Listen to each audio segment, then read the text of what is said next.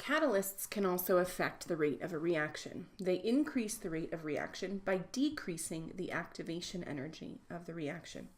So notice in red, this is without a catalyst. The catalyst in this case happens to be an enzyme. And in blue, we have with that catalyst. And you can see, here's the activation energy without. Look at how much smaller the activation energy is with the enzyme. Obviously, you can see the little hill there is also much smaller than that in red. So much less activation energy with the use of a catalyst. But the thing to note about a catalyst is that the overall energy released, this energy right here, this delta H, is the same whether you use a catalyst or not. All we're doing is decreasing that hill of energy that the reaction has to overcome. So let's watch a short clip of an episode of Ellen to see a catalyst in action. All right, so here, this is kind of fun. So when you got a cut as a kid, you would always put on, Mom would always put hydrogen peroxide on, that stuff. I wish they would have done that for me.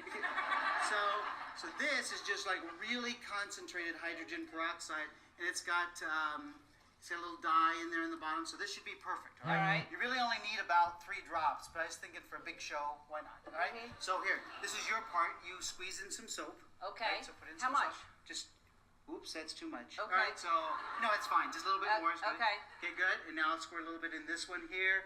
We're set? Okay, good. That's perfect. All now, this, over time, the reason why people keep, that hydrogen peroxide in the refrigerator is to keep the oxygen from coming out. Okay. So this stuff right here actually makes it come out really, really fast. All right, so this is this catalyst that's kind of fun. So when we pour this in here, my only suggestion to you is that, no, God, no. That's bad. Man, that was really bad. I see something in a shot glass. No, that's... What do you do? No, that's not a shot glass. Okay. That's a very scientific beaker. I was going to put it on my belly button. I was going to have you. All right, what do we do? All right, so now, when I say go, you pour it in there and then stand back.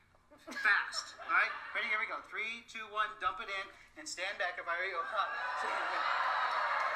Is that cool? Now I just can't get it to stop. All right, it just keeps going. Wow. Right? That's amazing. Kind of cool. Wow. So you can see through the use of a catalyst, he was able to get the oxygen out of the hydrogen peroxide much, much, much faster, which is kind of fun. One way a catalyst can speed up a reaction is by holding the reactants together and helping the bonds to break. So here we see a reaction where hydrogen, H, is reacting with ethylene, which is represented by that carbon-carbon double bond. Both molecules are adsorbed onto the blue metal surface, and that surface acts as a catalyst. So it brings the 2 reactant molecules together, holds them there, so that that double bond can break and new single bonds between carbon and hydrogen can form. Automobiles are equipped with catalytic converters. So just the sound of it makes you think that might be a catalyst. Catalytic converters are part of the exhaust system of our automobiles. The exhaust gases contain carbon monoxide, nitrogen monoxide, and nitrogen dioxide, as well as the unburned hydrocarbons that are passing over the surface of the impregnated catalytic converter, and it's covered with catalyst. So you can see here, as the gases flow through here, they're passing over what look like these big sheets, and those sheets are covered with the catalyst. And what the catalyst does is promotes the conversion of these exhaust gases, plus the unburned hydrocarbons, unburned fuel, into different gases: carbon dioxide, water, and nitrogen gas. Enzymes are catalysts in biological systems. So in a biological system, an enzyme speeds up the rate of the reaction. How? Well, in gray, this is our enzyme here, okay?